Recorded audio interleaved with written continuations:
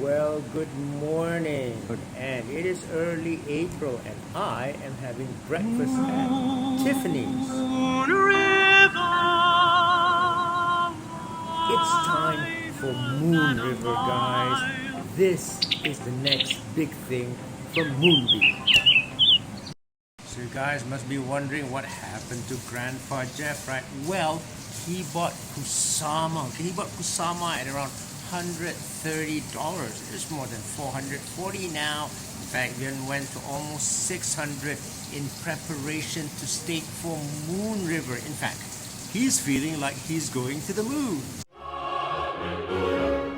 This week, Akala really lighted up the crypto world, right? As the DeFi hub of Polkadot, and it even has an investment from Coinbase. But not many people realize that Akala's Dan Reeser even mentioned Moonbeam in his presentation. So you can see here this Polkadot and KUSAMA is kind of the base layer, what we're calling a layer 0. On top of that will be all these different parachains being built. So Akala, you'll have Plasm, Moonbeam, everyone else. No surprises here, because Moonbeam was already mentioning Akala in an earlier paper which it had written way back in December, and you can see how these projects can work together and how they are actually the key, okay, the key to making Polkadot a wild success. So why is Grandpa so excited in Moon River? Well, there's been a lot of news on Moonbeam. You can see who they're working with. Some famous companies here like SushiSwap, Balancer, and all this. There's also the news of the investment from Binance and how they are pivoting into Asia. Yes, they want to make it available more for Asia, and that's really great. And Moon River is the implementation essentially of Moonbeam on KUSAMA, that experimental network where you can run things first before you have really solid code to go on Polkadot. The exciting part about Polkadot now and KUSAMA is the auction is coming soon. So what they're going to do, this is a parachain example. This could be on KUSAMA. This could be on Polkadot. They're going to bid, right? They're going to bid. This is with DOT, of course. And they're going to bid. And many companies are going to bid. And only there's going to be like one winner at a time, I think. And then they're going to do it like every 2 weeks or so. So this is what you do, right? What happens is that when the auction ends, it will just determine who wins. It's the highest price at that time. And you guys from Great Britain, you guys introduced this, right? Hey, no wonder Gavin Wood is doing this. He comes from Great Britain, English. Yeah, he comes from England, yeah.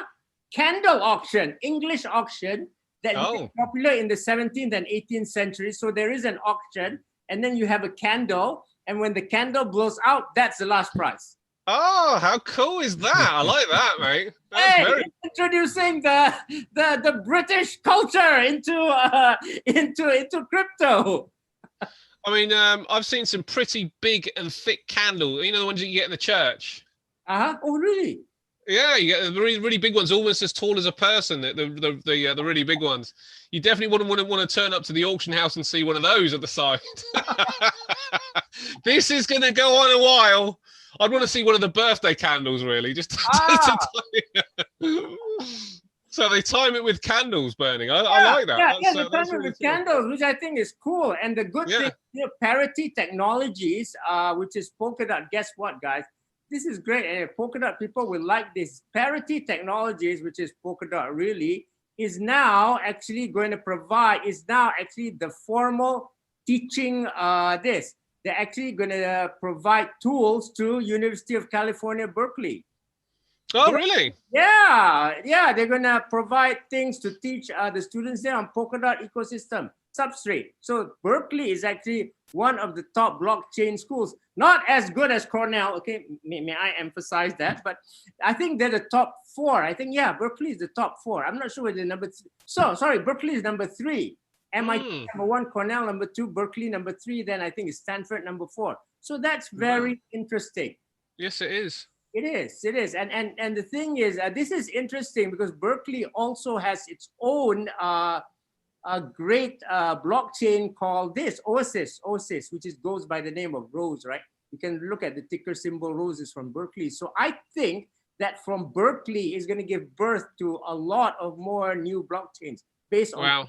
that's exciting. I mean, will they get to a point where they're all kind of trying to solve the same issue? And, yeah, that's why not all will win. Only some will win. The best will win. And that's why when we go through this, our goal is simple. Basically, you just pick the best projects and you do your risk management. And then basically you get out when you want to get out, when it's profitable. Or if you see that the project is going on for the long term, keep it for the long term. Now, what is good now, guys? And let's look again at this. Let's look again at this KUSAMA thing for Moonbeam. We're going to look at another project, okay? We are going to look at another project because we are also going to look at this, right? We're also going to look at other projects such as, Akala. Okay, we'll look at this first. Let's look at this first. Okay, this is Moonbeam Network. Look at what's happening here, guys. The River tokens, okay? So River tokens is going to launch, right? And they are asking here, but KUSAMA is a test net. Why would Moonbeam stay on this network once it's fully launched on Polkadot? So they're going to have two, one on Polkadot and one on KUSAMA.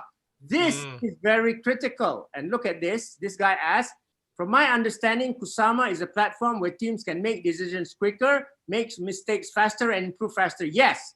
This is why they have something called a canary network at KUSAMA. Like Jeff said, if the canary goes down, it won't survive.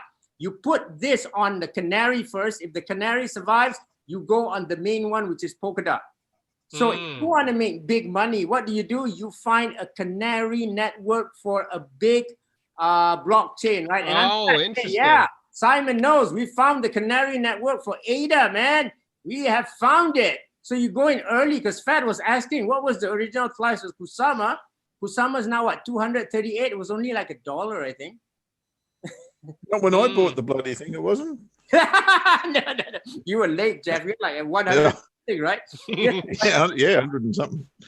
And now it's at 200 something. So look at this. KUSAMA is a test net. Why would Moonbeam look? MOONRIVER will fuel the KUSAMA deployment, even though it might be seen as a testnet project can deploy there because KUSAMA has real economic condition and its own sovereign blockchain. So it's independent actually from Polkadot. Look here, we might try features there first and only the most vetted and audited code. Code is very important because good, clean code is required before you move on the main net. Because on the main net, it could get hacked or whatever, right? So they want to make sure they're okay on the KUSAMA. And this is the same by Parity. Parity is Gavin Wood, okay? Gavin Wood and Polkadot is Parity. Is doing the same thing with KUSAMA and Polkadot, okay?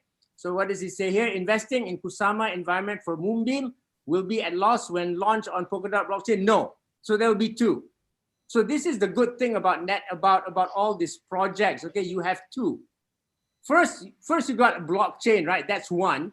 Suddenly you see like Moonbeam have two. Moonbeam is KUSAMA and Moonbeam is MOONRIVER and also Glimmer. And then you have DeFi. And then you have NFTs. And you guys saw that, right? Because Moonbeam already has an NFT. So do you see that the opportunities here are tremendous? Yeah. In one single blockchain, there are just like so many opportunities there. It's not multi-dimension. You know, when I started this with Jeff, I was saying that this is 2-dimension. Oh my God, Jeff, this is now like 4 dimensions. Even I'm confused, man. So what Grandpa is really excited about is this candle auction, okay? This auction where you will put in and bind your KUSAMA through MOONRIVER and get in return River tokens. Now we're still waiting for the number of years or months that we have to put our KUSAMA in, and we are also waiting on the date of the candle auction. Yes, it's called a candle auction because in order to prevent front running or the whales going in, right, you want to go in and you want to put as much KUSAMA as you can, because suddenly when the candle goes out, that's the end of the auction. And this is a much better way if you are confident in the River project, which you should be, okay, because Binance is in this. because unlike IDOs or ICOs or whatever you call them, that doesn't give the motivation for the team to really complete the task at hand. The team does not get their hands on your KUSAMA. They have to complete the project. Okay, it's just a loan for them to go into KUSAMA and then finally on Polkadot.